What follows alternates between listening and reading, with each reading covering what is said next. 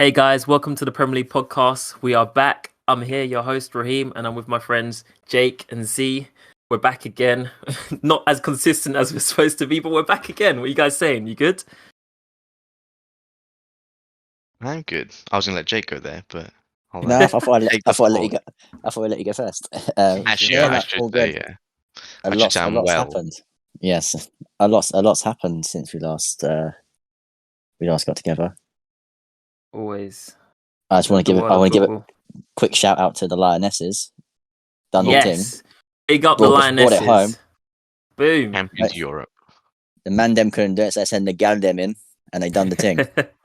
Well done, Lionesses, man. Well done for real. They actually did the thing, man. Nailed it. And we're all proud of them. Amazing. They were amazing. Yeah. They were fantastic. They were. We're all Mega proud of them, man. Let it be known on the record on this podcast.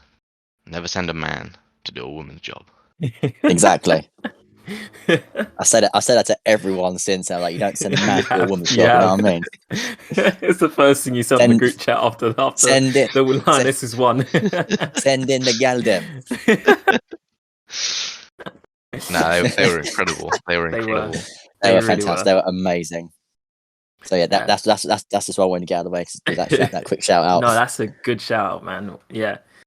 Well, a lot's happened. A lot's happened. Transfer window has slammed shut, and teams are underway with 5 games. 5 games? 6 games. We got 6 games. Is 5? No, it's 6. No, you're right. No, you're right. It's 6. Yeah. Yeah, we're 6 games into the season. And, the table has taken a shape, probably, I'm not sure if it's the shape we all expected, but it's taken a shape. We got Arsenal at the top of the league. We got Liverpool a bit further down the table. I mean, look, before we get into actually where the teams are and on the table and how they're doing, the transfer window. So it's closed now. You happy with the business with Chelsea?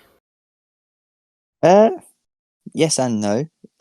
Like I've seen a lot on like Instagram and that people going, Todd Burley, man, he's absolutely smashed the window, 9 out of 10, 10 out of 10, blah blah blah. I'm like, nah.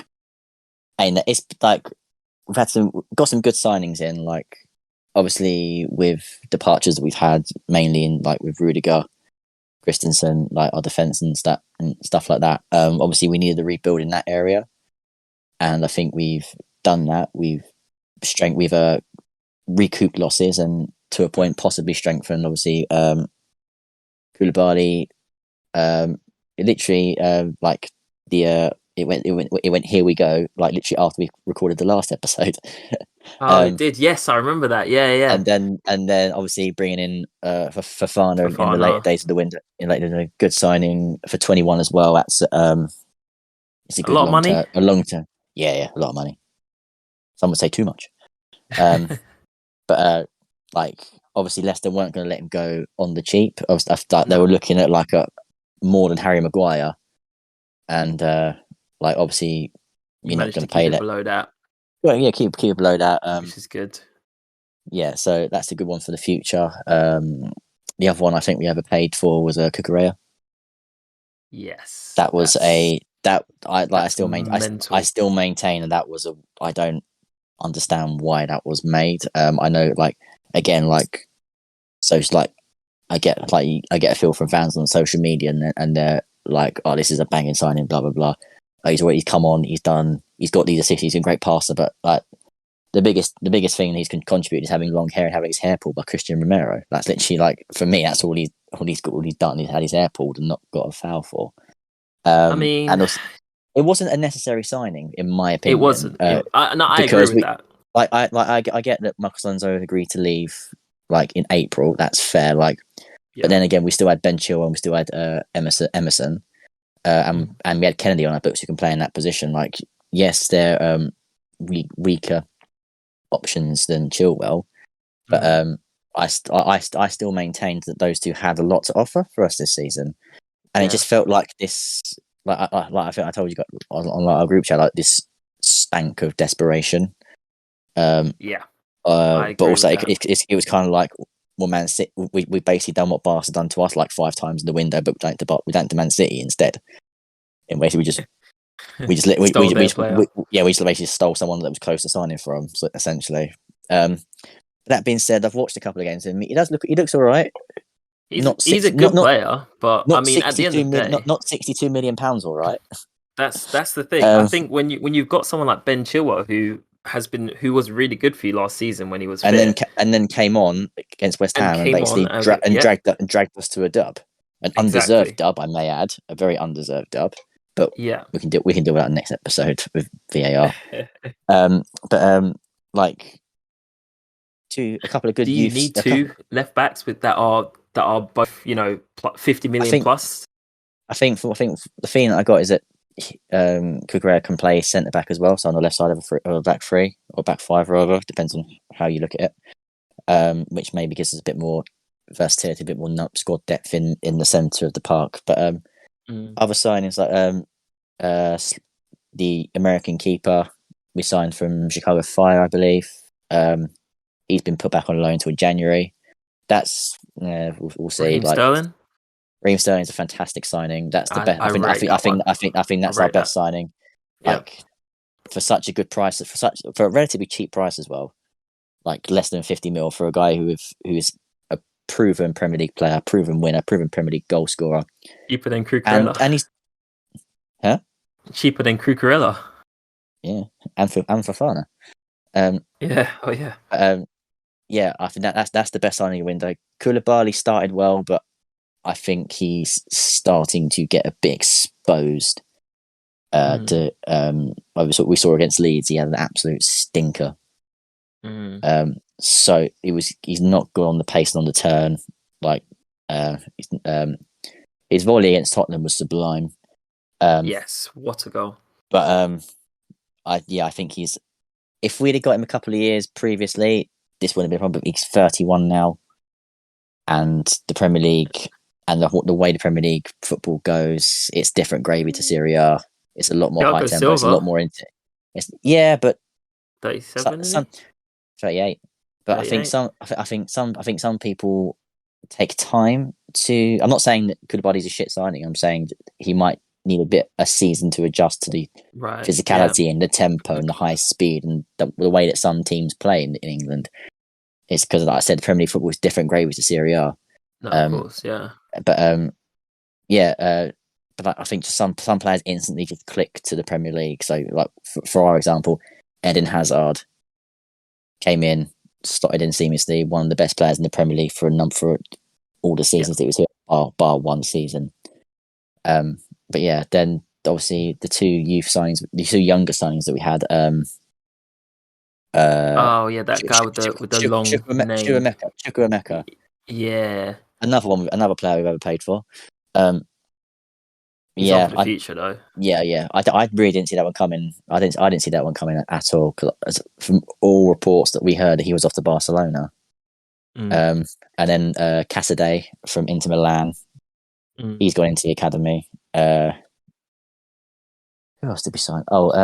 Zakaria. I've not heard much about him, so I can't really comment. Maybe Z, with his vast Italian league knowledge, will give me some hope, and that it's not another Saul situation. And then obviously, man like Alba coming in. Of course, I think that's a good signing. Obviously, he will guarantee you goals. Because the concern is he's 33. Anyway. The concern is he's 33, and the other concern, I believe most Chelsea fans like myself share, is that he's taken the number 9 shirt, and as we all know, that's cursed. Yes. So it's brave. It's brave of him to take it, but I am not holding up hope that he's going to come in, smash goals in left, right, and centre because he is wearing the number 9 shirt. But like the only issue manager he's had issue with is Arteta. Like Xavi said, he was a dream, like he's a gift from God as a jewel and stuff like that. Like Thomas Tuchel has nothing but praise for him and his character. So I think he did force his way out of Dortmund though. When Tuchel had left, but he did force his way out. Thomas Tuchel had gone by then. He has a good relationship with Tuchel, so that's a positive. I think that was a big pull factor, is that he's come back, he's working with Tuchel, and obviously saying he's got unfinished business in the Premier League, and obviously I've not seen the All or Nothing documentary about Arsenal, so I don't really know what happened but I feel like it's just it was Arteta that he had the issue with, not really anything else. And Arteta obviously put his foot down, and obviously dropped him and let him leave. But overall, I think I'd give it about 6 out of 5. Not 6 out of 5, 6.5 out of 10. At a push 7. Interesting. It's not been. It's like we've thrown money at the market, but to be fair, Bowley kind of had to really, because he had to try and make a statement like, yeah, we are here, we mean this, we mean business with this team. Yeah. Do I think we've overpaid for some players? Absolutely. Yeah. But are they quality players? Also, yes. It is the market now. To be fair, But like yeah, it's not. It is the the market that you have to pay a lot of money for certain players these days. And I just like, and it seems like Todd Bowley is literally running the club by himself. He's doing the sporting director. He's doing this. He's doing that, and like I can't like I know. Last time I gave him a bit of shit. Like I can't fault him for his effort, and it shows that he cares and he really wants this club to do well, which is nice, because obviously you don't know how things are going to react with this new ownership coming in. New owner. When you've had someone who's been so committed to your club and has thrown money and has been the reason that you've been one of the most successful clubs in England for the past 15 years. And so you kind of think, oh, how's this going to happen? And he's come in, he's gone, yeah, we're doing this. I think there's going to be a restructure of how the club's run, maybe to more like the American model, like not like how Kroenke or the Glazers run their clubs, but like how Americans run their fucking, I hope not, Jesus Christ, God forbid. But yeah, like it's positive for the future. Like the jury's still out, in my opinion, on Bowley's tenure or leadership. But can't fault his effort, and he's obviously put his money where his mouth is, in the sense. I don't agree with that Gary Neville thing about him saying, "Oh, he's playing Football Manager." He's just frying. Gary Neville chats rubbish sometimes. You can't ignore. Gary Neville, if you listen, Gary Neville, if you're watching, you're chatting shit, mate. Think about your own. Gary Neville's definitely listening to this now and going, "Damn, yeah, man, I got eaten out." I'll tweet. I got eaten out by this lanky blonde pale kid. This random guy on YouTube wearing the shirt of his brother's shitty MLS team. Yeah. See, I want to ask you. I mean, obviously, what do you think of Chelsea's signings? What's your opinion? The money seems ludicrous, like for a start. Whereas for Sterling, I think he was the cheapest of the three, like out of Cucurella, Fofana, and Sterling. Which is mad. Which is, but like I guess you could take into account he's a little bit older. He's not old. He's 27, 28? Yeah, I think that's a player's prime, young, technically. And, he's entering his prime, but he's been on the block for nearly a decade because he was prodigiously talented and started off young. So that's the other thing. Whereas Cucurella is younger and Fofana is like 21 or something. So that's the other thing that these teams take into account, is if you pay more for them now and they do develop as you expect them to. And Chelsea's a good place to develop young players. Like Gallagher and Broja and whoever else that's come out of that factory, they churn out these amazingly talented young prospects. So it's not too much of a reach to think if you bring in young players from outside, pay hefty fees, you can still help them develop at that stage in their career. Like they can still benefit from all the same stuff that goes through the Chelsea Academy. Yeah. And you'd hope that, you paid quite a lot, but you'll make that money back when it's time to sell them if they want to move on for whatever reason. But I think Cucurella fills that Alonso gap, which was, I want to say necessary, because obviously Emerson and co, like, they're nowhere near as good to fill in a regular slot with Chilwell, who will need rotation because of his injury history. But do you think it was worth going all out for someone so expensive to play in that role when they could have gone for like a younger, more up and coming player, like on the left back? You kind of mentioned it, where in this market it feels like you have to overpay, right? But I think that's mostly only true with the richest clubs. That is true. And it because Milan have been poor, for example, and I use them as a comparison because I follow them. But they literally have like transfer embargoes and stuff, and they had no money, and they were bounced around between different owners and stuff like that, and they went through their almost 10-year-long banter era. But they bought Theo Hernandez for 20 million euros. Yeah, he's really good as well. If Cucurella is worth 60 or 70 million pounds, Theo Hernandez is worth 200 million. and I'm not even joking. No, I know I'm you're not even not. joking. He's actually really good. He's one of the top really 5 left backs on the planet. Yeah, And he was bought really for good. 20 million euros. And it's not like he came from a nobody team. He came from Madrid. Yeah, he did. So when you see these people bouncing around, and it was only a couple of years ago, it's not like, I mean, COVID did actually exacerbate this issue because there was more money coming in. And like revenues and stuff have shot up. But the Prem is the richest league in the world. And so I think teams almost, and like United are guilty of this, so, you know, and you can talk about this later, but we definitely are. United are guilty of paying a lot because it feels like if you only spend 20 mil, fans are going to be like, but he's a nobody. You know, like you pay big money for a big ticket name or a signing because player or fans then think, oh, okay, so they've obviously paid because they've got loads of potential and they're going to fit in quickly. Whereas the truth is, if you scout well enough and you have a good enough like culture and your manager is competent or adept at his role and he can fit players into different places and like kind of have them be a bit adaptable, it might take a little bit longer, but you can still get fantastic players for less than that amount. 100%. Overpaying seems to be the way to go because it also prices out your competition immediately. Yeah, like, it does. If Kukurea is a £30 million player, right? That's just that's just a fact. Like, it's not my opinion; it's a fact. But if you offer 60 mil, is anybody else going to match that? No. So you get him. Like, it sounds ridiculous, but like those are the fees now involved because it basically alienates everybody else who's like, well, we're not going to get involved in this game of stupid fees and stuff.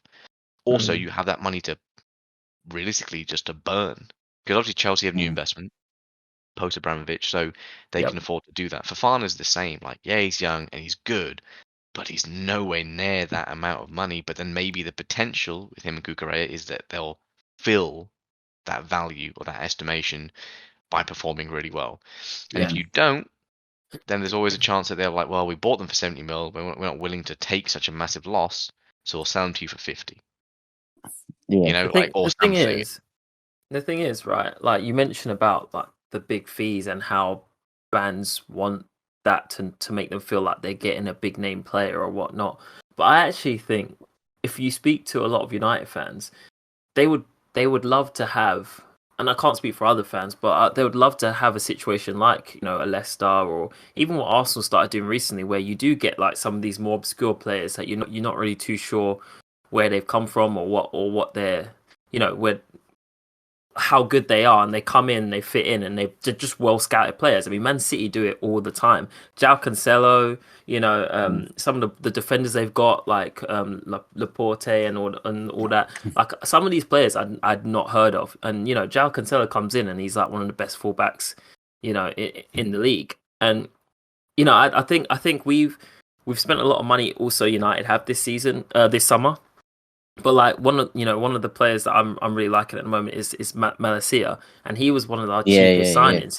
He came in for like pretty much hardly anything, and you know I'd never heard of him before we got linked with him. Yeah. Never heard of him. And you know, that guy had Salah in his pocket. Yeah, exactly. Yeah, and this is the thing. Man went home, got his car keys out, got his wallet out, and he's like, "Oh, Mo Salah's in my pocket." But this is the thing, like I think you can go for the big names and spending money, but I feel like you need to have a balance, and I think fans would like a balance, you know, like we didn't have to spend the money we spent on Anthony and Martinez, by the way. We could have got them 2 months earlier and got them for a lot cheaper, but we spent the money we spent because our transfer strategy was bad.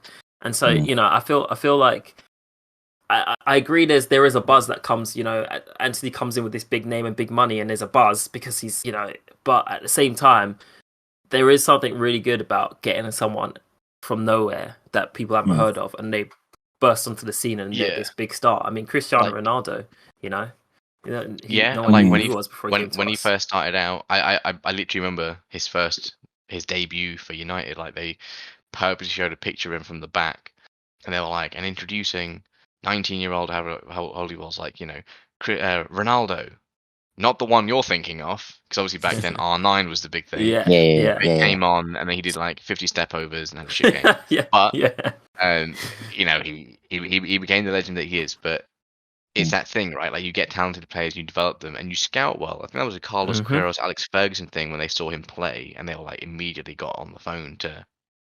I think Yeah, I think United played Sporting, didn't they, in like the Champions League, and that's how what they it was. found him. And they recognised that potential, right? But I think Rio said that he turned to Fergie and said, "Oh, that you see that kid over there, that kid's unreal," or something like that. Yeah.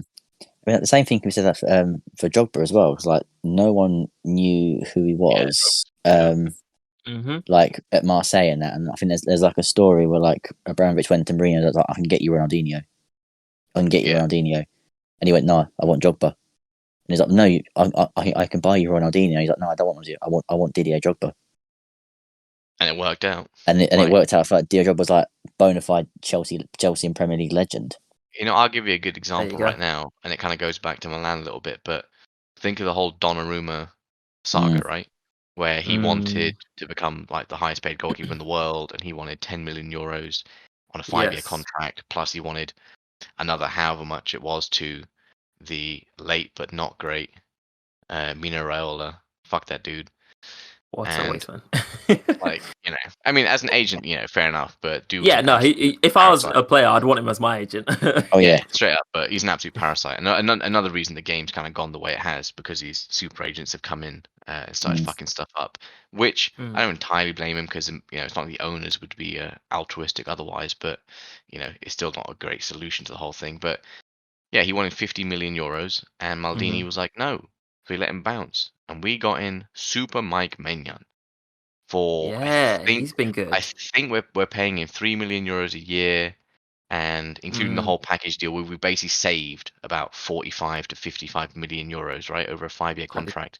This dude came from winning a championship with Lille, and he's now to back won a championship for the first time in 10 years for Milan.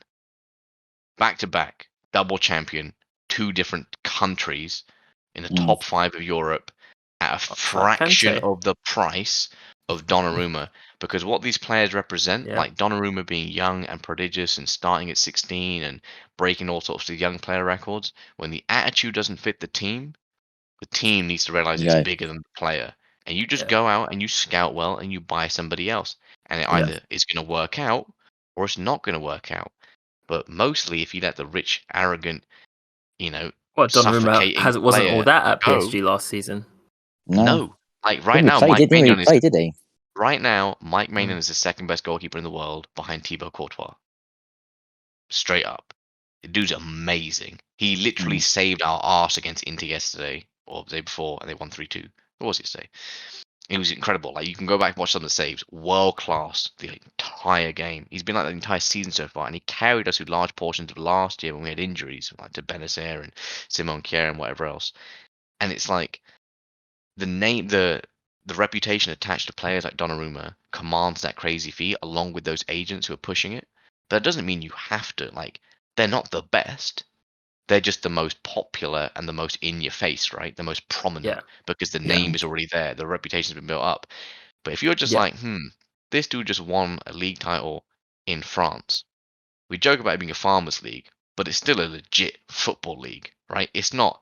And if you win it with any team that's not PSG, then that's even more notable. Exactly, right? It wasn't Keylor Navas or anything like that. He was an up-and-comer, so we got him, and he was priced accordingly. But he's a champion. Something Donnarumma is not. So we bought a champion in exchange for a kid and made a huge amount of money, like cost savings, and then we won another title with this guy who's a proven champion. But a lot of teams are still stuck in that mentality of, if he's not a big enough name, how's he going to win us stuff? He's not going to win you shit because he has a big name or lots of Instagram followers. That shit's irrelevant. But you see how it kind of like becomes pervasive when teams are looking at these players and they're like, oh, if he's not quite, like Neymar was fantastic. Is he worth 230 million? No. But he was still a big, very good player when it happened, right? So you can kind of understand the justification for it. But they spent all that money to win the league they were already winning. Have they won the Champions League? No. Did they win the Champions League with Mbappe? No. They have Messi. Are they going to win the Champions League? Probably not. That's the thing. Like, sometimes you do need to think outside the box and realize that if you can scout well, like there are gems everywhere. You talk about Cancelo. 100%. I think he's like the most expensive right back in history. He was worth about 60 mil when they bought him. But it was a big spend for a really, really good player. Easily one of the world's best right backs.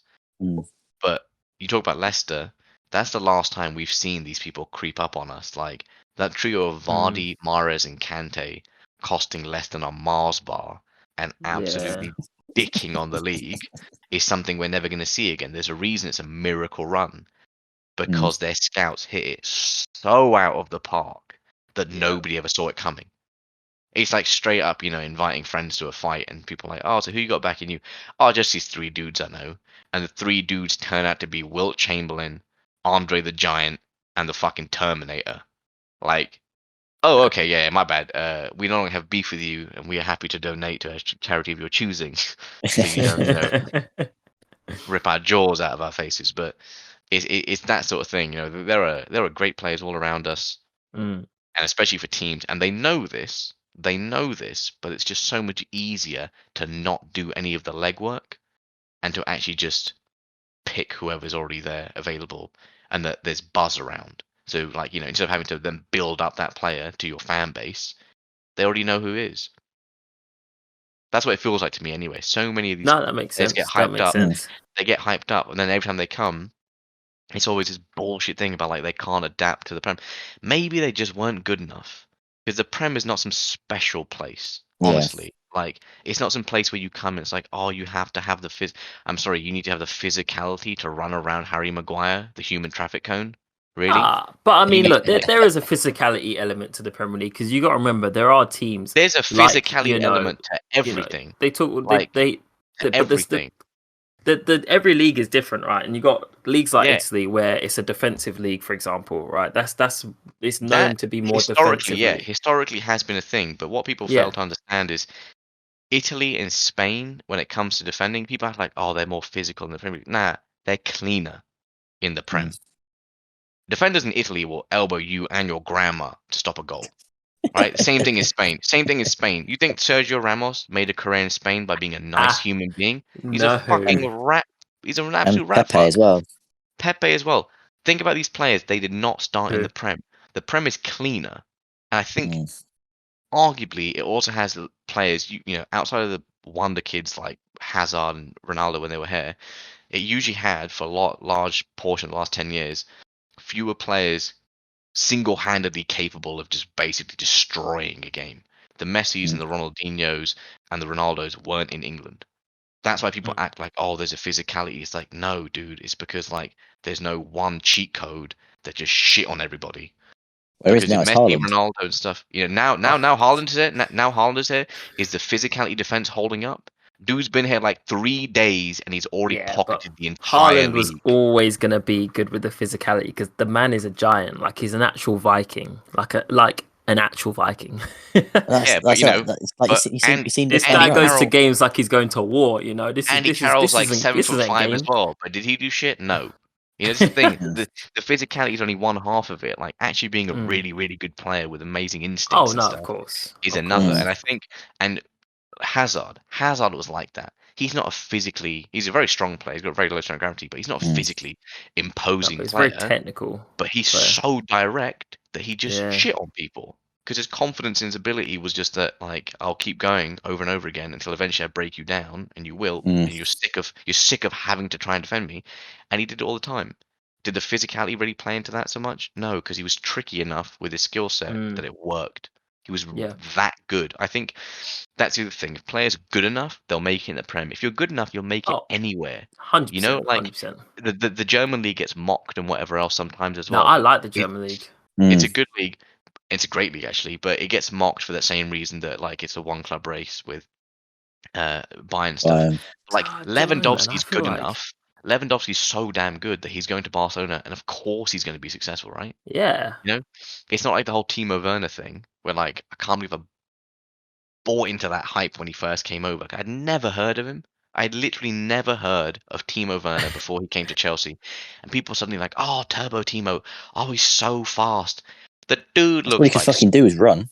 Literally, all he could do was run. And the other day. Yeah, if he learned how to stop running, he'd be on side. Yeah, like he's gone back, so like it's a good thing, right? Because that's fine. It's a league that works for him. But at the same time, it's not just a league, right? Like he just didn't. No, he just wasn't good enough. Almost it's at playing with the rest of his team. He didn't have number 9. He had number 11. The thing is, though, the thing is that like he came in. He's like, oh, he's just this striker. Chelsea need a pace striker. He can get behind the line. Blah blah blah. And someone went, yeah, but he can also play on the left wing as well. And then like, right, okay, let's put him on the left wing. Like this guy's a striker. Put him in the middle. Yeah, he didn't really do well. This but like yeah. Frank Lampard, the tactical genius that he is. Goes, oh, I'll put him on the left and put Kai Havertz in the middle. Are you an idiot? Yeah, are you dumb? I'm gonna ask. So, what teams have you think that have had a really good transfer window? You know, and I have some that I think, but I want to know. I want to see who you guys think. You know, is anyone surprised you? Has there been anywhere you've been like, wow, that's some really good business? Southampton. Okay. I think they've had a good window. Elaborate. They bought that youngster from Man City who scored the worldie against us. Levia. He was pretty decent. He came to City with like a bit of like, I think he's like one of those like Brazilian wonder kids that everyone seems to find every 2 months.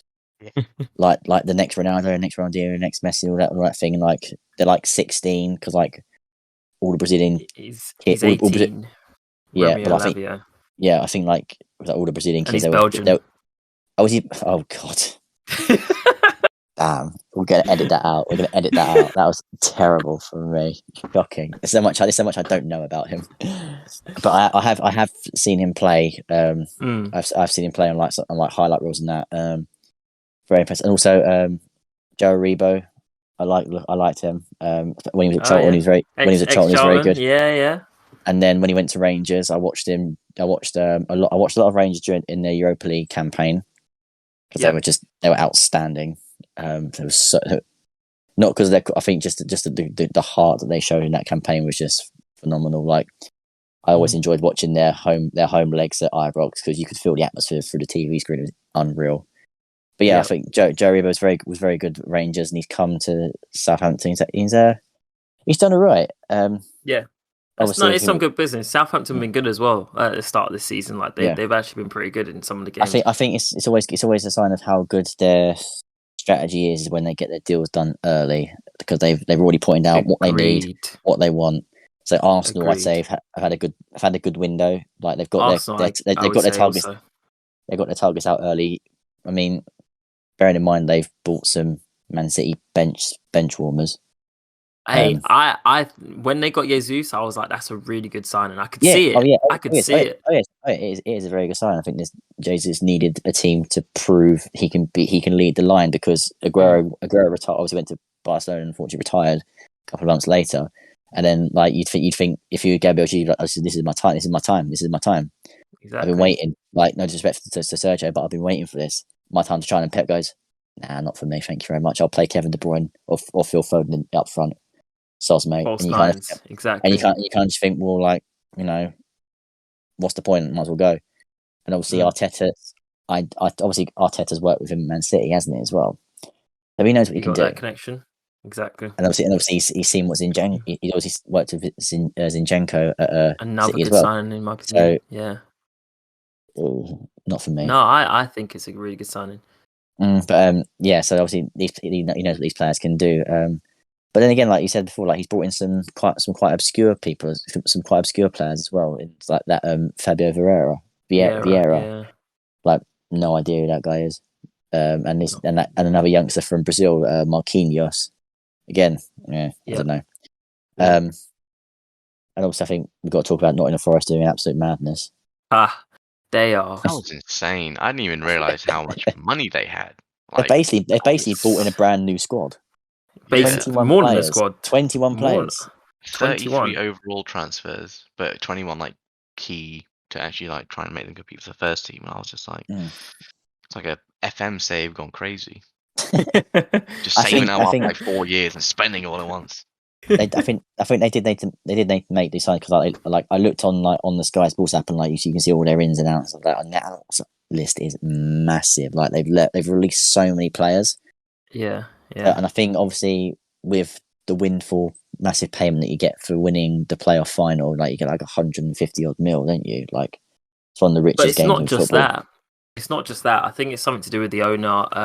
There's a Nottingham Forest fan at my work, and he mentioned something about the owner and something else that he's got going on, or another business or something, which has allowed him to get more money. He owns Olympiacos. Yeah, he does own. He does own Olympiacos, but I can't remember what it is. But anyway, he's had an influx of money, so now he's spending it. And I mean, fair dues. I think play. I think for like a team coming up, you kind of need some quality signings to Agreed. if you want to sustain. If you don't want to be a one-trick pony, like your Norwiches who just bounce up and down. Yeah. Like if you want to sustain Premier League football, you have to exactly. And if in Nottingham Forest case, you've been away from the Premier League for like God knows how many, like nearly 2 decades now, maybe longer. You kind of want to bring that sort of thing back. So I think. I mean, nothing annoys me more than a team coming up into the Premier League and then making like no signings. Then going straight back down. Yeah, then playing and quite clear. You quite clearly see that they're not equipped for this level. No, like we saw with Bournemouth the other day. Bournemouth like 9-0. Goodness, I mean, like quite clearly, like these guys are not ready for this league. Like, but I always find it concerning when a newly promoted team basically buys a brand new squad, because for me, like it happened like when QPR came up, like. After their first, I think they went down the next season or the season after, and literally they brought in like 11 new players that all went into the first team. That team's not going to gel, and that team isn't going to gel for a while. Chelsea did it a lot Chelsea did it a bit when Frank was in control as well. Like I mean, he only had one window to spend players, and he brought like 7 players in, all to shove into the first team. And again, surprisingly, they didn't gel. There was that honeymoon period where we were playing really well, and then obviously. We went to Arsenal, and then obviously Arsenal always turn up against us. And then, pardon me, and then like it went downhill from there. And then obviously the bad times, and we couldn't get out of them, which eventually led to Frank losing his job. And then obviously we bring in Thomas Tuchel, brings him back up again, and it's bringing back up again. Yeah, I mean, another team that I wanted to mention was Fulham, because I think they've like Nottingham Forest have just gone crazy spending, but I think Fulham have spent, but not as crazy as Nottingham Forest, but have actually made some decent signings. I think they got Pereira, right? They got Pereira from United. Yeah, they got Willian. Willian's back in the Premier League. That guy, Dan James. James. I mean, they got Kazawa from PSG. Issa Diop from West Ham. Dan James, did they buy him, or was it a loan? Loan, I think it's a loan. It's a loan. Okay, cool. That's why I was wondering. I was like, I'm pretty sure he didn't just leave Leeds already, but yeah, no, that definitely adds. That definitely adds to the squad. Like, I don't rate him massively so, but he's not a bad player. So, I think for someone like a Fulham, players like that will improve them. Especially because they got. They're doing it right. That's the thing, because like what James offers is that like he's very speedy and he can cross a ball. That's all he needs to do, because Mitro's like amazing at winning aerial deals. He'll win virtually everything, right? So as long as he can get some service, that's James's job covered. Like he doesn't need to score; he just needs to be a provider. Everybody in that team provides for Mitrovic. Like that's the whole purpose. That's what you get. So that's what you get. He dominated the championship and he started off really well. I guess better than he has previously as well. So I'm hoping he kind of keeps it up so he can dispel that whole he can't do it in the Prem thing, because evidently his teams have got to the Prem before, and it's not just him. His teams have sucked because they've gone right back down, and people somehow blame the dude that's like, oh, he couldn't score 40 goals. It's like, bro, Thierry Henry can't score 40 goals in this league. What are you expecting? It's not something that just happens. It's way more difficult to do it in the best league. So Fulham have. They've done well. They bought Bernd Leno as well. I was going to say they got Leno. Oh yeah. That's a good signing. Yeah, he's done it right in the past couple of games, even though they've lost. He's made some big saves. Like I think there's a couple of teams, like obviously Nottingham Forest have spent a lot. I think Newcastle getting that Isak was Isak, yeah. Alexander Isaac, yeah. He looked legit for Sweden. Like when we watched the Euros and stuff, I thought he looked great then. And they got Nick Pope as well, and I think Nick Pope is very solid. especially Sven Botman as well. Sven Botman. Yep, especially like when you've got a slightly more competent defense in front of you, and Trippier and co are an improvement on what you had at Burnley.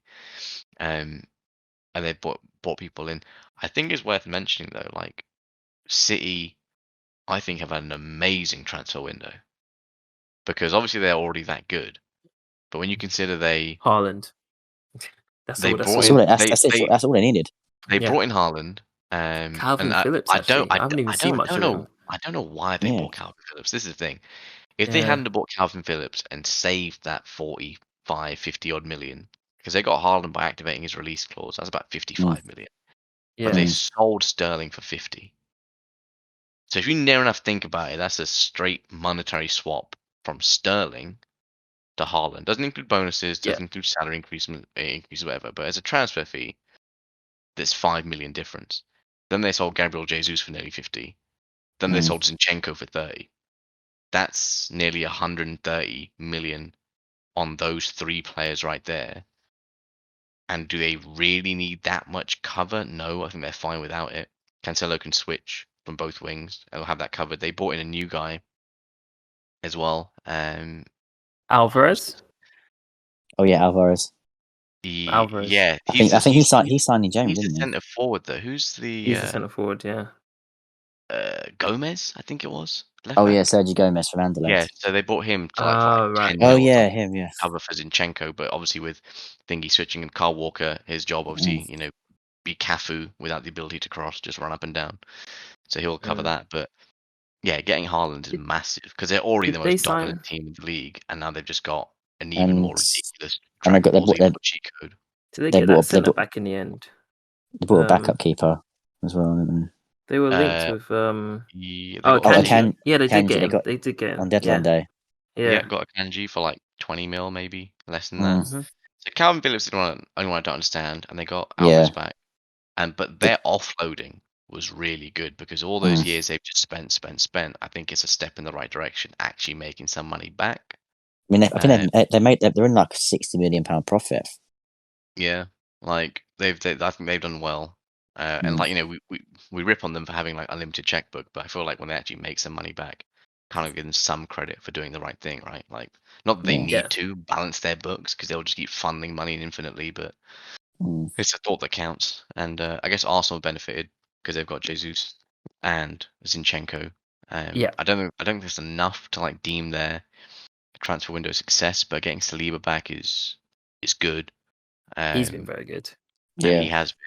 Like, certainly good enough to start in that team. Like, he's had a few blunders here and there, but very good, I think. And another team that's made a lot of money, Leeds. Because Rafinha and Calvin for them is nearly 100 mil. Yep. And they brought in Sinistera, who looks great. Yeah, this dude is electrifying, man. He looks sick. And then Aronson, I think, is really good as well. If they can keep it up, I think they'll have two really good players in them. Not quite Rafinha level, but that's not really easy to get. And they did well getting Rafinha when they did. So that's like a good bit of business. Yeah. And exactly. Like, I mean, Tottenham had a decent window as well. I was just about to say, what do you think of Tottenham's window? I think Basuma for 20 million is crazy. How no one else went for him. How did no one else go for Basuma? Perisic is a good sign as well. Perisic I rate.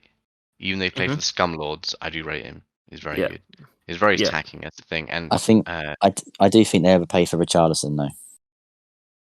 Yeah, that was a bit strange. You don't like Richarlison. I will say this on record. If you order R9 from Wish, you get Richarlison. Yeah, he's that guy is a shit house. I wouldn't have liked him at United, to be honest, but I do see he is a good player. I just think he's inconsistent, but I do think he's a good player. Yeah, he has that good game 1 in 10. 1 in 10, he has a good game. Player that he winds you up if he's not on your team, but if he was on your team, you'd have to love him. Yeah. Yeah. Like the other day, he's just doing like kick ups and he got absolutely clattered. And I was like, this dickhead, what are you doing? Just like give the ball to Son and then just stand there. Like you've got no other job. This guy really has like the same ego as Lukaku, but again has like a similar ability to like Andy Carroll. For real. Which is funny because he's such a wind up merchant, but outside of Brazilian game, like he seems to be a pretty head screwed on straight kind of guy. Because the leader in Brazil, Bolsonaro, is an absolute fucking wank stain. And Richarlison actively spoke out against his dumbass rhetoric and bullshit during COVID, whereas other players didn't, for fear of backlash. So it's like he's a smart dude. It's like, he obviously knows what's right, but just when he plays football, he just plays like an absolute goon. Like I'll take it rather than be the other way around, right? I mean, like it's like Vardy though. Vardy's like that, isn't he? Vardy's a wind-up merchant. But you love it. You love it when they're part of your team. Vardy's everybody's favorite productive crackhead. Like, that's just it's how everyone treats him. But it's true. But that's because maybe it's because he's British. I don't know. He's that like little he's that banter lad you get on your pub team. Yeah, exactly. Except he's actually world class. He is. That's the thing. He kind of came out of nowhere, snooze tobacco, but is actually a legit player. Literally, he's like one of those. He's like one of those guys on your pub team. Like he would literally go out on a bender the night before. Yeah. Rock up home at 5 a.m. as a 10:30 kickoff. Rocks up, scores a hat. Drinks like 2 Red Bulls, and then goes and scores a hat trick. Yeah, just downs a Skittles vodka, scores a hat trick. Like for real, this guy's insane. I did hear that he drinks a lot of Red Bull though before a game or something, or after a game. He was on the League of Their Own, and they basically asked him his pre-match routine, and like it was like he has like pasta and espresso with Red Bull, and then he just has Crazy. That can't be good for your heart. He has like Pro Plus tablets, which I used to take when I was playing football to give me a bit of extra energy. Yeah. Have Red Bull with them and stuff like that. Like have more coffee, and this guy like. When you're only eating pasta in the morning, then you're just downing pure caffeine and chemicals for energy. I mean, shit. It's the thing. If it works, it works. Like, can you imagine him on? Well, that's it. It works on an actual diet. That would be hilarious. Like, if he actually took care of his body. If he applied himself like Ronaldo. Well, one more team we'll talk about, because I guess we haven't really spoke about the players coming in, but Man United's transfer window. What do you guys think of that? Frantic is correct. Yeah, let me tell you what I think, and then you guys can say you agree or disagree or whatnot. Yeah, but I think that the personnel that we brought in, good players. I think the positions we needed to fill and the players that we've got to fill them, good players. However, I think the timing, fee, and way we just went about pretty much all of those transfers, bar like a couple, has made us just look stupid. I mean, we needed a midfielder, and all window we were chasing Frankie de Jong, only for Frankie de Jong to stay, which he kept saying he wanted to do, but we for some reason just didn't take it seriously. Eriksen is a great bit of business. Like, he's been so good in the last he's been so good this season in general. He's such a proven commodity, though. He is. But the issue was, like, who wants to take the risk of having him, like, his heart crap out in the middle of the game, right? And that was it. But he did it at Brentford. I think Brentford is where talent and where ability we saw it has never been in question. It's more a case of how much can you play him, and how can you rely on him when it gets later into the season. It's easier now. He's had a long rest. He's coming off the off season. Later on, if you make a run in one of the cups, it's like, can you still rely on him? That's the thing. That's where the questions come from. That. Plus, I think even though it was a free transfer, he still commands a decent salary because he's still Christian Eriksen. So it's kind of like, how much you want to pay for someone like that. But you're right. He's done as well as you would expect. It's not like he had to like grow into the team. He's a great player. So he's started off like that. I think what really didn't help us for the start of the season is we didn't get most of these players in before pre-season, like during pre-season, so a lot of them weren't there for pre-season to actually work with the team and do all this stuff, and most of them came afterwards. Even Martinez and Eriksen, who only came in after we came back from the whole pre-season tour and started training with the team and whatnot. So the only actual transfer we had in with us for pre-season was Malacia, and that was it. So I think you got to look at the strategy and why it was so bad. I mean, at times when we were going for players like Rabiot and Arnautovic, and we genuinely was going for those players, 100% was going for those players. That was a madness. How? Like, I remember that. Like, after like, oh, you lost 4 his brother's like, oh yeah, we're going for Arnautovic. Okay, yeah, because that's gonna sort your That's the problems out. solution. But And I think Rabiot, I mean, like the Juventus only don't reason, even want him, and the fans were so happy when they heard that he was going to be leaving. yeah. But I think Rabiot intrigues me because I think he's quite funny that his mum's his agent. Yeah, and she's an absolute like She's pain actually to deal with. because like she was saying, like, I think I've She's heard the like reason it stories where fell like, through. yeah, because she said, oh, my son deserves this amount of money, and you're like, nah, Yeah, you really don't deserve it. And then she's also like been caused like problems with the French team as well, like saying yep, like, oh, she my has. son deserves to play every game Yeah, at the French team. He's not playing if he's not going to start. Blah blah blah blah. He's not going to the World Cup. she is Dude, a pain. come on, man. But yeah, like We were ready, Rabiot's from what I awful. understand, to make him one of the best players at United, and that wasn't enough. It wasn't good enough. So the greediness. I'm happy that it went that way because in the end we ended up getting Casemiro, who I think we can probably agree that is a better player. But I think overall the personnel's good. The timing and everything is bad. I mean, we could have gone for Anthony earlier. We could have gone for Martinez earlier, but we chose to wait because we were waiting for De Jong, apparently. We could have, we could have lined up players like Casemiro to come in, as a backup, but we only really went for him after De Jong, Rabiot, Milinkovic-Savic. Like, there's so many names were thrown into the mix before Casemiro's I said no as well. I said no as well. Yeah. I was like, no, I ain't coming. Yeah, man, I ain't coming. Well, you're asking for too much money. I was like, bro, I don't play midfield. I don't play centre midfield. I play winger. And they're like, oh no, I've already got some. Like, I was like, all right, fair enough. We asked everyone, including Jake, and after everyone turned us down, we went to Casemiro. But I think transfer-wise, the strategy was just atrocious, absolutely atrocious. I think there was a lot that's why we paid more money as well. There was a lot of factors around your window as well. Like, it's new manager, a lot of eyes are on him, and then obviously before he's even through the door, your boy Ronaldo goes, "Yeah, I'm done. I'm out. I'm tapping out. I'm tapping out, lads. I'm tapping out." Yeah. So obviously he's got to deal with that first. Like, one of the best players, one of the iconic players of our generation. Like, and I'll get onto this a bit later, but like, how's he going to deal with the situation? Is he just going to is he going to play him? Is he not going to play him? Is he going to let him go? Is he going to keep him here, teach him a lesson and stuff like that? I think he's dealt with it brilliantly. Yeah, he's done. Absolutely. To be fair, in fairness, I think he's dealt with that really well, because obviously that's obviously because it happened before he's even really got into the building. Like, Ronaldo's already unsettling the waters a little bit, not going to pre-season camp. Like, he had some personal. To be fair, issues. The personal issues was legit. His family issues were legit. Yeah, 100%. I'm not in any way insinuating that they weren't legit. Like, obviously, when someone says personal issue, you kind of like, okay, right, yeah.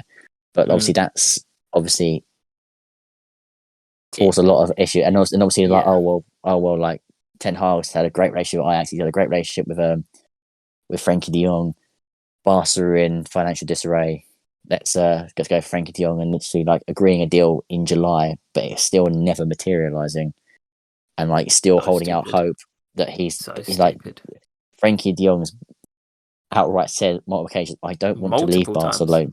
I don't want to leave Barcelona. I like it here. I'm happy here. I want to learn under Xavi. He's a blah blah blah blah blah. And obviously, then we get involved. I'm like, no, he doesn't want to go. What makes you think you don't look as silly as we do? Because we were we put everything desperate on that transfer.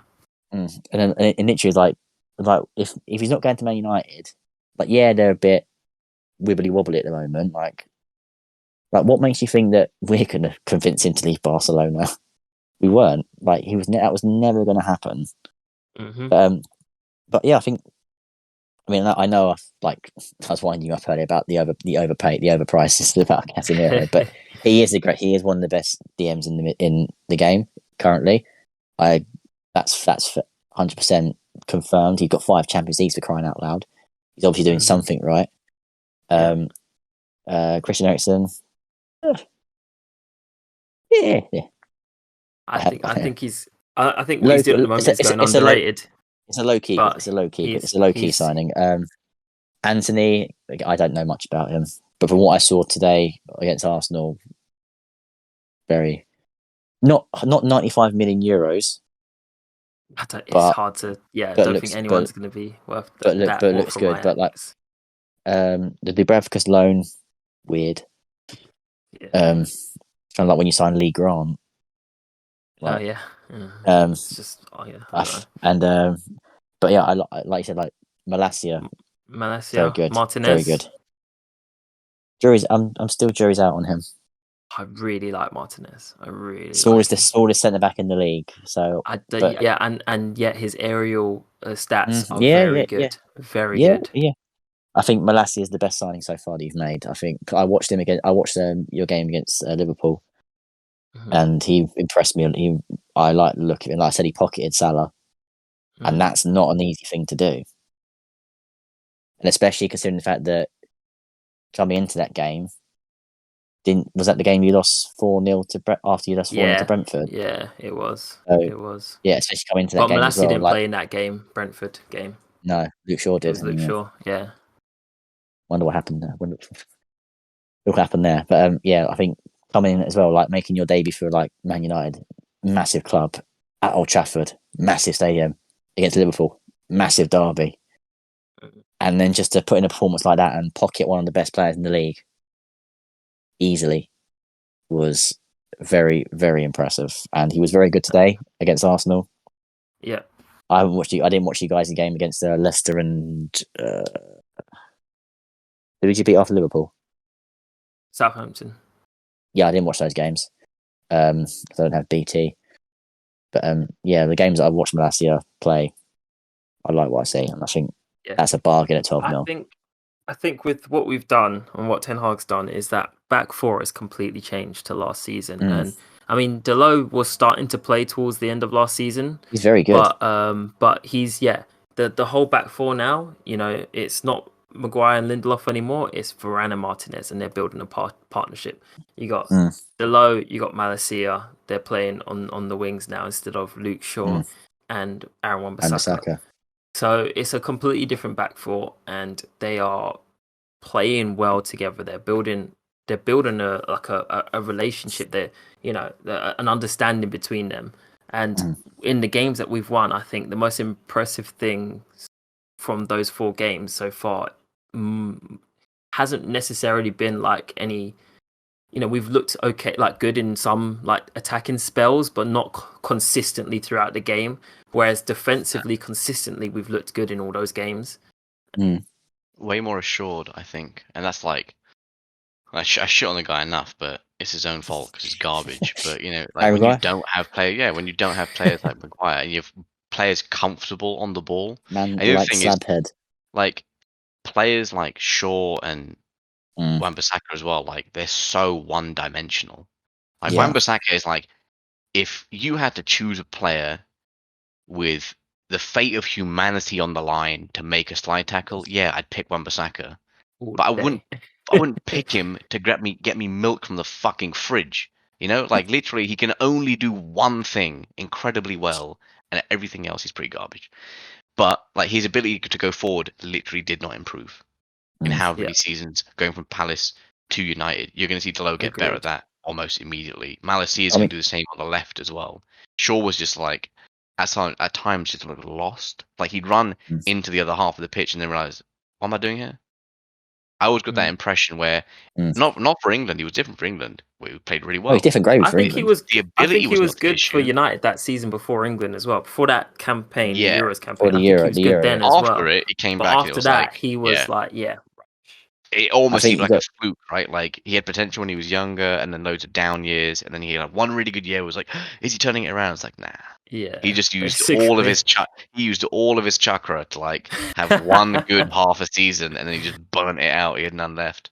But Varane and Martinez cover for each other's deficiencies whilst being good. I like as well. Whilst being good at everything else, like no defender in the world can cover how bad Harry Maguire is at the things he's bad at. That's what makes it so hard. Straight up, like how is Lindelof supposed to be like Harry? This dude beat you, and you had a 15-yard head start. How the fuck am I supposed to teleport to cover your guy and then switch back? Straight up, like it sounds like a joke, but I'm serious. Like this is the situation that they'd get in, and it's so demoralizing. Imagine you're at work and there's one dude in your team that's just an absolutely useless sack of shit. But because you're the team, anytime he does anything bad, it looks bad on you. That's what it's like playing with these dudes. Now there's less of that. So they all play better. And because you only have to cover for smaller deficiencies, you want to do that. Because that's the difference between you looking great or you looking like a bum. And that's, I think, like why the reason Maguire's been on the bench so much is a good thing. And he should never get back into the starting team, really. You know, like unless it's his birthday and they want to give him a start. Fair enough, you can do it then.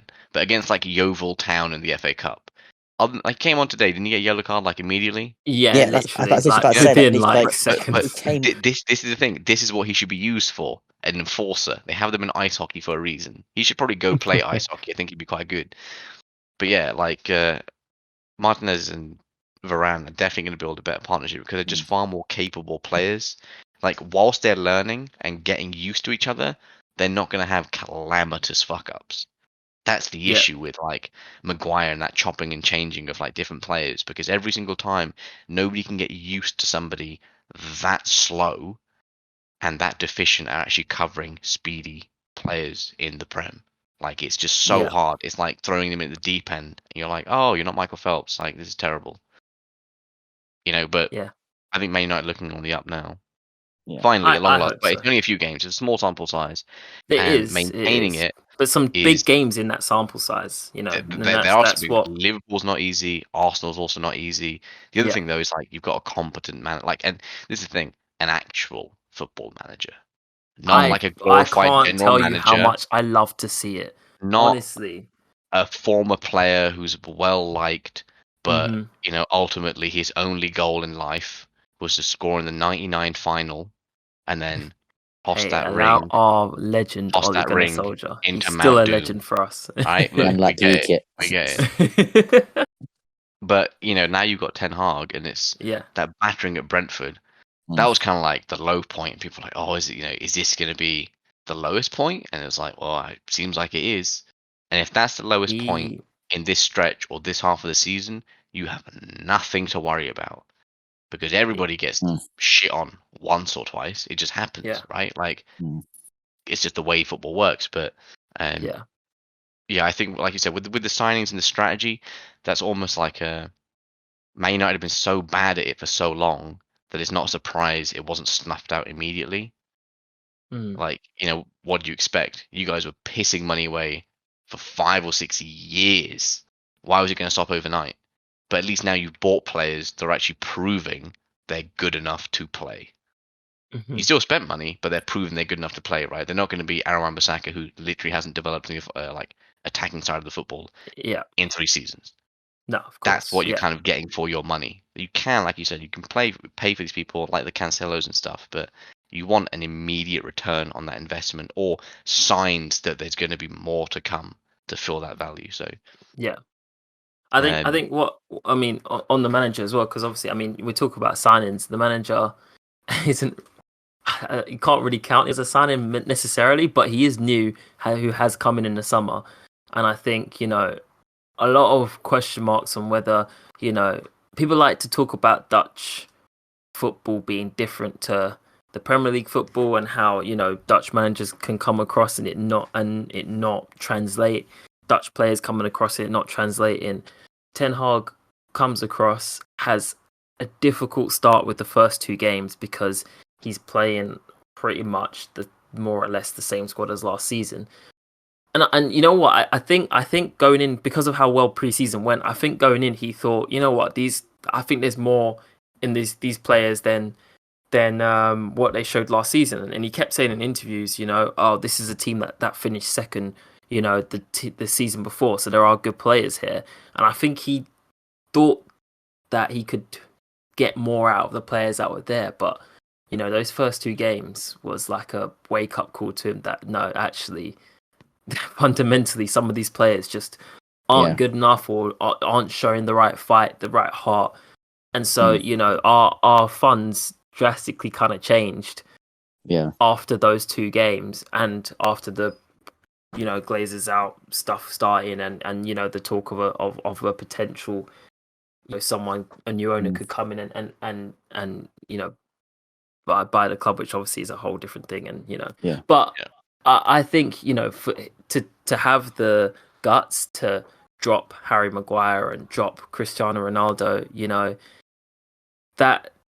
that's the sign of a big manager. And if you think back to Ollie, Ollie was a people pleaser, and so he would never have made decisions like that. And actually, he didn't ever make decisions like that because Harry Maguire played every game. I feel like the players dictated more than Ollie did. But Ten Hag comes in and he's the manager. He's in charge, and no one's bigger than him. No one, decides what happens apart from him. And so he drops Maguire. He drops Ronaldo. He's not afraid to make those decisions. Ronaldo missed preseason. You're not starting the first game of the season because you missed preseason. I don't care what the excuse is. It might be a legitimate excuse, but you're not starting because you missed preseason. Ten Hag is in control. After Brentford, I think I saw on the game today, he brought them in. Basically, to have the run on Sunday on their day off. Yeah, literally. So it's like, you don't get. He made them run the exact difference. The exact difference. Didn't he run with them as well? Yeah, he did run. Yeah, So he brought them back in, and I think the other team, who was it, Brentford, had run 33 kilometers more than them all. I can't remember what the number is. Like 13.8 or 13. Sorry, something like that. Yeah, sorry. Okay, 33. Jesus. But he made them run that exact amount of kilometers on their day off because of how bad they were, and then because he feels like he's part of the loss as well, he ran with them. That's something your manager does that. You're like, okay, right, this guy, like he's part of us. He wants to fight for us, so we're going to fight with him now. Like, there's always a moment, like with a new regime, where things start out okay, and then like again, like a little honeymoon period, then like the real problem reveals itself essentially. And I think that's the case with this one because your preseason was very, very good. Honeymoon period was the preseason. But then again, no one takes preseason seriously. Like you beat Liverpool 4-0, like well done, but it's preseason. Like no one's up to full match fitness. No one plays full match tempo. It's more like for like the commercial thing. Like you go to Australia, you do all these press events and stuff like that. You play out All Stars, and then obviously lost to Brighton. You played poorly, but Brighton, dark horse. I'm going to put it's very dark horse this season. Yes. And then obviously demolished at Brentford. That's the point where it's like, right, okay, this is about as it's going to get. There's only one way up, one way here, one more route here, and that's up. And we've been through shit we've been through the shit now. Let's focus and move on. It happened at Chelsea as well with Conte, with Antonio Conte. It came in, we started really well, got a good couple of wins on the bounce, and then we drew to Swansea. We got battered by Arsenal at the Emirates 3-0. Then at half time, he changed it back to the back to the 3 or 5 back with a wing back play. We didn't concede for the rest of the game, and then we were on a 13-game winning run in the league, which ended up winning us the title.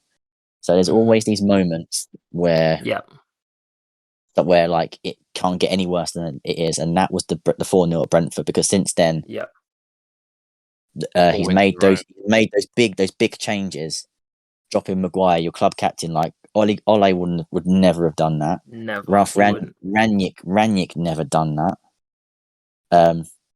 And he's gone, right, you're out. Like you're a joke. You're an idiot. You're useless. Get out. And not sure he specifically said those words, but I feel like he. But it's the thing. Like it's a wonder what competing for your spot or having to compete for your spot does to athletes, not just football players. Like if you think you're guaranteed to start, like Maguire does, how is it any different to these useless referees that never suffer any repercussions for their terrible performances? Straight up, if you can make the worst blunder and still know you have a job or the same occupation or the same starting role you had every week in, week out, then what is the punishment? What is the incentive to actually do your job properly, right? So that's what Ten Hag has obviously taken on, and I think the first 2 games Maguire started, they lost both. He hasn't started since, and they won all 4. And they've conceded like 1 goal. It's not just him, but it speaks to a larger mentality that he's trying to create at the club, and like having Pogba finally go. Yeah, That was, not even Lingard wasn't that bad either, but like just sort of getting rid of some dead weight, I yeah. think, has helped clear that out and get some new faces in. So I think yeah, he knew the size of the Ten job he Hag's. was taking. I think he knew the size of the job he was taking on, and I think it was made abundantly clear to him in the first 2 games of regular season play that Yeah, this is a hell of a task. yeah, But you know what? He could have gone like, "Well, fuck this shit. No, can't fix your problems. See you later, guys." and this is the But he's thing. gone. You know what? I'm like, I can work with these. They're like even like when he's losing, like there's talented players there. It's just bringing the best out of them, and he's starting to slowly do that. Like this is the first time I think I've seen Man United score more than 2 goals in a game. Like they've been winning 1-0, 1-0s and stuff like Yeah, that. I And think like the now other it's thing 3-1. for players as well is like when you play poorly at clubs like Man United and like a big club, because they're so big, you have a lot of people that come out, not necessarily out of the woodwork, they're sort of standing in plain sight, but they'll shit on you because you do poorly. But if you do well, you have the same number of people who will adore you. Yeah. And that feeling is such a simple thing. Like, there's the same amount of people supporting the club, right? But if you do shit, they're going to grill you. But if you do well, they won't.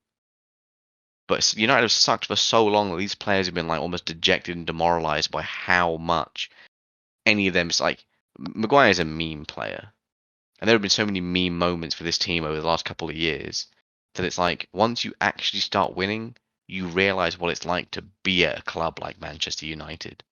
People that expect you to do well, which gives you confidence because you're actually proving it on the field and you're getting results. Nothing is more important than a win or points, right? That is the ultimate currency. And that's why the money expenditure, whether it's in or out, ultimately doesn't mean anything unless it translates to points.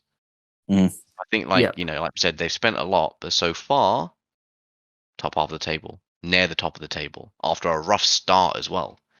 And so 3 the points off players, the top. and exactly, and like, do you think the players are thinking, oh, we lost to Brentford and whatever, while they're thinking, damn, if we hadn't lost to them, we would be top of the table. And obviously, all teams think that, but not all teams had games as easy as they should have been for United. So these players are seeing it as a rude, like, missed chance. Like, fuck, if we slipped up here, we'd be leading. So now it's a case of like, all right, those mistakes that we made, it's good that we made them right at the start. Yeah, you're not, they could have slipped up later in the season. Yeah, that's the thing. Like, any mistake made once is a mistake, but any mistake made more than once is a decision. And are you going to decide to keep making the same mistakes? Those players aren't playing as well. That's the other good thing that Ten Hag's done. Is kind of like leaving up to the players on the pitch right now. You have no scapegoats. I've taken the useless fucks off and sat their asses on the bench. So if any of you mess up now, it's on you. And that's, I think, like the sort of change in mentality that goes along with it. And look, I look at Rashford. Like, this dude's had a torrid time with injuries and stuff. But we've always known he's a good player. Rapid, can finish, 2-footed. Decision making always needs a little bit of work, but now he's a bit more the focus of the attack. And after today, like, the dude was everywhere. Like, smart.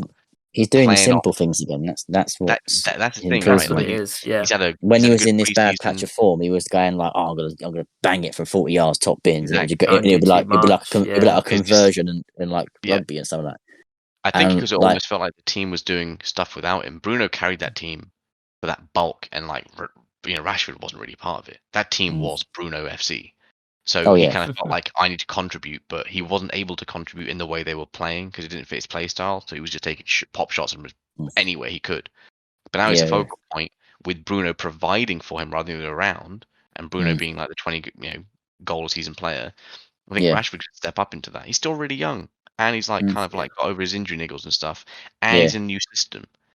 Like everything is kind of like clicking at the right time, but time will tell. United are going to go. It is still early United are days. going to lose a few games. Like we are, and that's I think that's going to be the important thing is when we lose our next game, because we will lose another game. Will that be a start of a downward spiral, or will that be like okay, we've lost the game, but we go again next week and we make up for it the next game? We like teams will lose games, but will you drop your head, or will you go and be even hungrier for the next game to put it right? Exactly. Like at this point, you've already got over the Liverpool Arsenal hump, and in the next, I'm pretty sure like until until like game week 20 or 22 or something like that, you've got City away and you've got Chelsea away, and you've got Tottenham at home. And those are 2 or 3 games. And right now, Chelsea, do they look like world beaters? No, they can barely keep a clean sheet. And Mendy's being bailed out by VAR and bullshit decisions. So I expect that when Man United get to them in about 7 or 8 weeks' time, or I think it's about that, they should be on a good run of form with the teams. They've got like Palace, they've got Leeds, they've got Everton. These are games they should be winning. City, they probably won't. They know that. Tottenham, they should definitely be competitive for. And Newcastle should be tough, but they should be able to win that. It's at home. Both those Tottenham and Newcastle games are at home. Because by that point, with that much confidence, if you go up against Chelsea, when you get to that Chelsea game, you know that they're not on that Liverpool City level. And Liverpool right now are below par, but they are the 2 clear-cut teams in the league.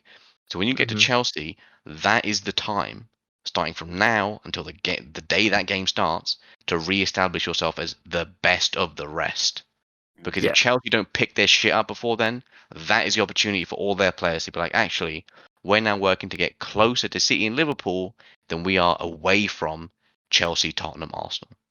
Yeah. So that's how that's going to go, I think, from now. But yeah, it's got. I agree. There's a number of weeks to get there. But like Chelsea thinking the same thing. Tuchel's thinking the same thing. Like, we need to get our fucking shit together, frankly. Exactly, right? Because now people are saying, hang on, United are going on a run.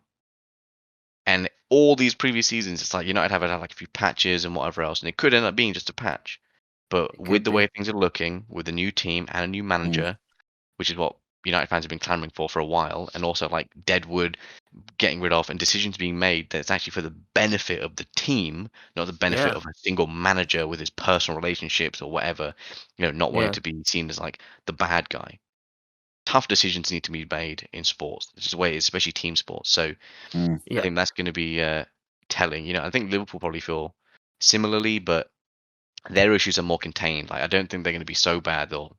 Like it'd be amazing, right, if they stayed in the bottom half of the table for more than a couple more weeks. I don't expect that. But with Thiago coming back, that's going to be a huge lift. I feel like he's been so pivotal to the way they play for a while now, and Trent and co, like defensively, they're kind of slack sometimes. Whereas previously, before Thiago in his first season, they didn't do that, and now I almost feel like they got comfortable having him there. I've always felt like Trent has been defensively suspect. Defensively suspect. But because the rest of your players are all like, you've got Van Dijk there, who's always been Alisson, one of the best centre backs in the world, and Alisson and all that. So it makes up for it. And obviously, what you do get with Trent is you get those amazing passes, and just someone who's so good on the ball. He's the best offensively minded right back in the world, right? Like he's basically so good at being a right back. For me, it's him or Cancelo. But I agree. Like I'll give Cancelo the versatility. Reece James is the best all-rounder. Reece James, I think this is why I would play Reece James over Trent. Reece James is a better defender than Trent is, but if you had to pick one, no, that's the thing. Like if you had to pick one attribute for a right back, like whether it's defending, whether it's man marking, whether it's defending set pieces, whether it's attacking, whether it's link up play, whatever, the one thing that Trent is better, no other right back in the world is on his level at, which is simply being an attacking force. Like the dude can literally cross from anywhere. He's like David Beckham in that sense. Yeah, he's got Beckham's right foot, like straight up. He's that good. But at the same time, it kind of makes him suspect with his positional play, because if he goes that far forward and he wants to stay there, it's like there's a huge gap, right? Like he just leaves it gaping open. That's the downside to it, and he doesn't really have the engine to keep going back and forth. But one thing we didn't talk about, actually, I guess, is Liverpool's transfer window. Yes, Darwin Núñez. Which it wasn't very big. That's the thing. Like all these other teams, like 30-odd transfers in and out and stuff, and they really just got in Darwin Núñez and Carvalho. That's pretty much it, as far as I'm aware. They got Arthur Melo, on loan. That was very recent. And Hinkley. Hinkley? From Scotland, from the Scottish team, I think. Aberdeen, I want to say. He's a fullback. Ramsey? Yeah, that's it. Yeah, Calvin Ramsey. That was him. Ramsey, yeah. I'm thinking of the Brentford guy. Right, yeah. No, I'd heard the name floated, but I don't know anything about him, truth be told. But I guess with Liverpool, the bigger issues were they got Nunes in, and he had the stupid red card, and he looks like this dude is basically Andy Carroll, right? Like Andy Carroll in disguise. He's Andy Carroll, except whereas like if Andy he's Carroll ripped. flips a coin, like Andy Carroll always loses a coin toss, Darwin Nunes always wins a coin toss. Like he is the luckiest, most fortune-favored, gangly Uruguayan player I've ever seen. Like his first touch could be as bad as Lukaku's because it'll come off like the inside of his patella tendon. People always it said will land perfectly in the way of like Mo Salah, and it'll just be like the weight on it is not good enough for himself, but perfect for his teammates. Like, but it'll get better. But he has all the raw tools. Like he's speedy, he's strong, he's tall, he's both-footed, and he's great with his head. So I think now that he's going to be back in the lineup, hopefully they should be able to use that. Unfortunately, Firmino was playing so well before Nunes came back in. Yeah, he was actually, and then he was benched. And I actually think he looked better when he came on in the last game. You know, obviously he drew, but I actually think he was given Liverpool something they didn't have when he came on, and maybe if he had started, because he was testing the keeper when he came on in that Everton game. He was testing Pickford. The thing with Bobby is, if you look at the way they play, he's so good when the box gets crowded, like because he's such a smart, like tricky, creative player. And they'll look for gaps, he'll look for great passes, and link-up play is fantastic. Whereas with Nunes, I think they're trying to go out and have an out-and-out striker or a target man so they can play from further out. Because Trent doesn't really play through to Bobby the same way and have him run to balls and stuff. You see like how it's always like Salah coming in from the right, or it used to be Mane coming in from the left and playing it back in for Firmino to then like stop, buy them some time, and then play a killer pass or put in a good finish. So they're trying like different styles of play, and so I think they're going to have different games where if they have a weaker team, they can afford to have a higher line and spend more time in the opposition's half. They'll have Bobby because he can control the play and they don't need to go out so much. But if it's Nunes and they need counter potential, they're going to have to start him because Bobby can't do the same thing. And if you can't really afford to play high line against the much better teams, otherwise you're just going to get beaten like Trent does sometimes, or like Van Dijk does very, very rarely, but it happens. So I think that's why they're trying to mix it up. But yeah, Bobby's doing well, but he also has to be used sparingly. Again, injury history, and he doesn't have the motor to play 90 minutes, back to back to back. So he kind of needs to be slotted in here and there. But I mean, for getting Nunes in, he's been a good signing with so much raw potential that it's basically you can't really judge him until he's had a full breadth of games. He's not like killed it like Haaland has. And what about what's it? Is it Carvalho? You got Carvalho, and you got Arta as well, who's just come on loan. Carvalho, he's only played a little bit. I think the fact that like Thiago and stuff are out, they basically changed the midfield around. But Thiago's going to be back in, and he's going to be the focal point again for like holding that ball up and actually playing that standard Liverpool game of like having it controlled with Salah and keeping that ball higher up, knowing you've got Thiago who can actually kind of like sheriff that midfield. Carvalho is not that player. He's only played, I think, substitute appearances. He has scored a couple goals, important goals, but yeah, he's going to need building into that role. But he's at least really young. I think he's like 20 years old, so they got time on their side. It's a very Liverpool signing, but I think for them it's more about like what they've lost as well. Like Origi's gone, he's at Milan, but he was on a free transfer. And I think like their relationship naturally came to an end, right? Like that's a shame. Origi's always been there for you when you need him off the bench to score a big goal. This is the thing, like the clutch player. He is so of the Klopp era. Clutch god, like clutch god when they've needed him. And that's why Ole Gunnar Solskjaer, isn't it? Coming off the bench. Be let's see Origi be the PE teacher at Liverpool in about 20 years' time. Yeah, but living off that Barcelona game. They got rid of Minamino, so he's at Monaco. They sold him. Oh yeah. Nico Williams, surprise. Obviously at Forest, which is a good little bit of business, but the biggest Sadio Mane's the big hit. Mane. because you could tell that guy has so much more to give. Like he's got incredible stamina just as a player. Yeah, he's now 30, and they kind of wanted to like cap out on what they paid for him, which wasn't a crazy fee, but they wanted to make like they made about 30 million. But you can tell that that's kind of missing because the way he played. Salah's been very quiet since. Salah's been a lot quieter. I think he also has been because quieter. He hasn't been. He has still got goals. Focus. Diaz not as much as he would. He has, but like unlike before, where Salah would pick the ball up and then just dominate, like literally run at players. His have kind of come from like weird deflections and tap-ins, and like it's more like his spatial awareness, not to do with like his actual pure outright ability to just make people look foolish. And I think that's where Liverpool have suffered, because he hasn't had the ball in time of possession long enough. He still created loads of big chances. His finishing has sort of regressed as well. Maybe because the quality. Yeah, he missed some big chances in that Bournemouth game. To be honest, like he could have got some goals, but that's the thing. Like, how crazy was that? 9-0. He didn't get one, but it just. I think speaks he like knew everyone had him on his fantasy team's team. almost changing as well. Like when Nunes played, naturally I expect Salah's going to be less involved in scoring of goals. Yeah, I probably guess become more of a playmaker.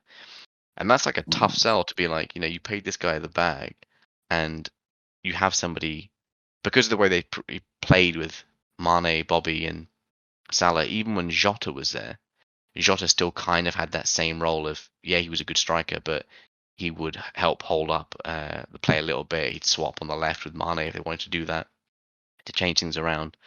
But with now an out striker, it seems like it's going to be a little bit different. And so I'm not sure how that's going to affect the team as a whole, but I imagine Klopp will get around it. He'll figure something out to get Salah more involved. Like I'm sure he will. It seems like they have more a focal point, sort of, rather than being the front line. Yeah. You know what though? I mean, like there is an element, and obviously this might not be the case, but there is an element that the way you guys used to play. You play with first of all your wing backs coming up and causing problems for the attackers. Like they're the ones coming up and creating stuff, and then you've Bobby Firmino, who's your false nine, who allows Salah and Mane to do what they do, get the goals and that they get. When you bring someone like Darwin Núñez in, Darwin Núñez is more of a traditional striker. So the wingers now have to be thinking more about trying to create those chances for Núñez rather than getting the goals. And so you kind of change the way you play a bit. So the question, and this may not go this way, but could getting Darwin Núñez actually make Liverpool weaker in the sense that they're playing in a different way? The way that they've played over the years has always been so good. So possibly he may basically, I know what you mean, like he might end up funneling the big chances in that focal point of the attack right down through the middle again, which isn't how Liverpool played. Exactly. Bobby gets it, and because he's just so good with the ball at his feet, and it's kind of like that player where if you try and go for Firmino, he'll beat you. All ends up like he's like a ghost, right? Like he's got the ball 1 second, the next he doesn't. He hasn't moved, but the play has shifted. Trent has come into play. Salah's cut inside. Mane's made himself available, and this dude's just standing there, like surveying everything like a field general. So having that with Núñez, where he can hold it up, but as soon as he holds it up and passes it, he's off running. Like it's that 1-2 that Chelsea probably expected with Lukaku as well. And when that happens, if he's doing it with Diaz on the left, who seems to be a bit more focused, it's where does Salah then come in? Because Salah's going to draw away usually 2 defenders, but now it seems like he's not.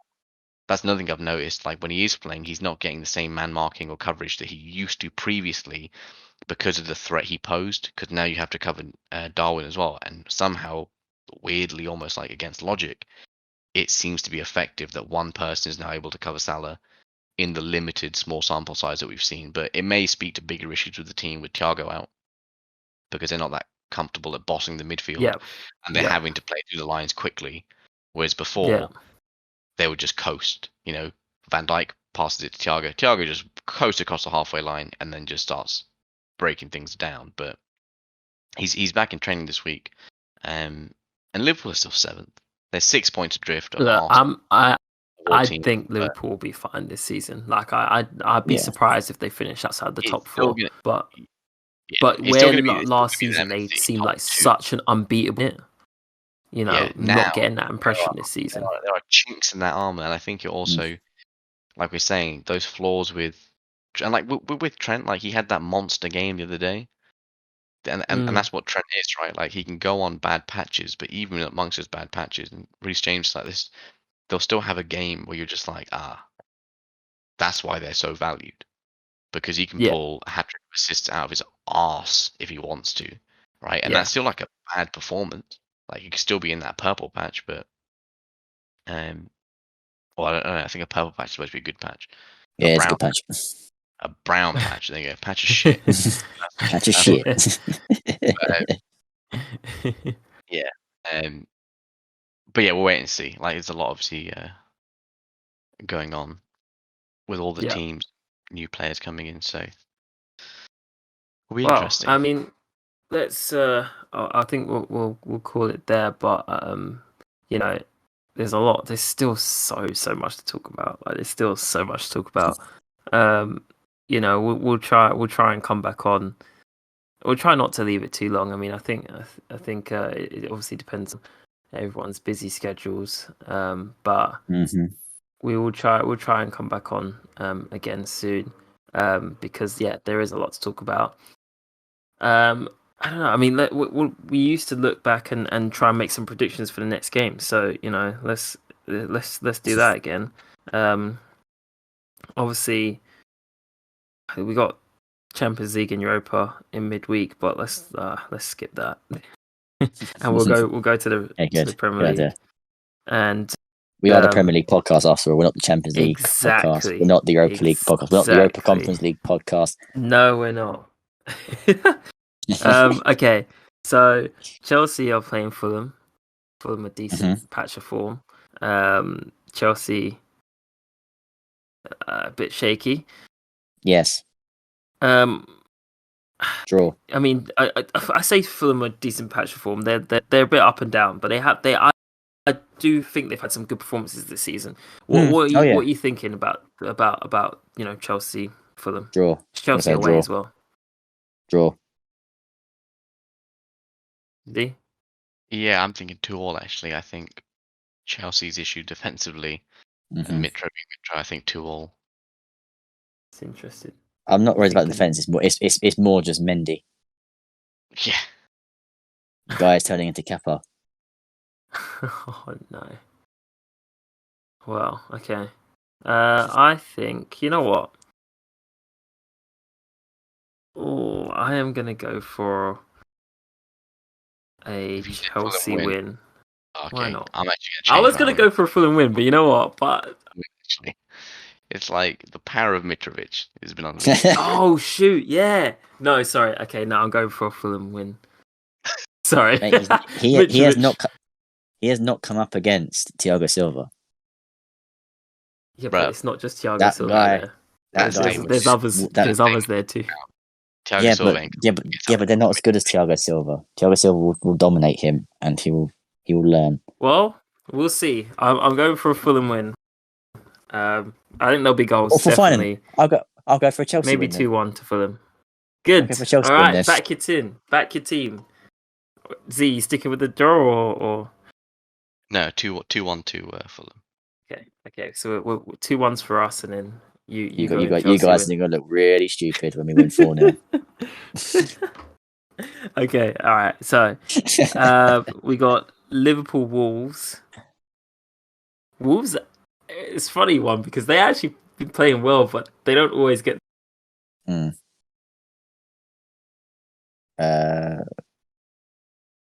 gonna go Liverpool. I think. Yeah. I think that's a pretty solid choice to go for Liverpool. I think so as well. Probably, yeah. Is Thiago back actually? Is Thiago back? In training, so I'm not sure if he'll make it for the game. Okay. I think going back on for like a sub appearance, but I'm going to go 1-0 Liverpool. Like, yeah. I reckon Wolves will score, but I think it'll be like 3-1 Liverpool. Yeah, I agree. I think Liverpool win that one. Oh wow, jeez. Okay, City Tottenham. City. Um, The absolute Norwegian City, beast. Yeah, 3-1. but City City. drew, on just weekend just gone, Weekend just gone yesterday. The weekend just gone. I'm We're still in it. I'm gonna go for a draw. I'm gonna say 2-0. What are you saying, Z? 3-1 to City. Yeah, 2-0 City, I'll say. Double for Haaland. Haaland will score. I feel like that's the game where they should have a proper full strength team. So you Cancelo, you De Bruyne. I mean, he should be playing Mahrez, but I don't know if he will. Is he in your team? Grealish? Fantasy team. Yeah. Of course, I've had him in my Game Week 1 team. Silly me. I should have known. All 4 seasons. He's not in anymore because the fucking piece of shit has cost me so many points because I was going to have either Kulusevski or Diaz. And I think in both of their first games, they have scored more points than he has to this point so far. In like, God knows, it's 4 or 5 sub appearances, but I had him, because I may be an idiot, but I am loyal. The 100 million man Grealish is not really making it into the squad at the moment, is he? Yeah, shocker. No, I mean now with Haaland there as well, it's kind of Mahrez' spot has been taken by Foden on the right, which I found so alien because I thought they would keep him on the left, but I guess Gundo and just looking here, it looks like he did have an injury, but he wasn't injured in the last game and he didn't even come off the bench. So I don't know. We'll have to watch and monitor that situation. But okay, and then I guess last but not okay. No, I say last. These 2 games, we'll just do them together because I'm trying to get to the end of this. Arsenal, Everton, United, Crystal Palace. Arsenal win. Arsenal, Everton, 14-0 to Arsenal, and Saka to score 14. Oh my god! Yeah, a week after his birthday to make up how bad this was. Yeah, I can't see anything more than an Arsenal win on that one. Everton are just poor. Rubbish.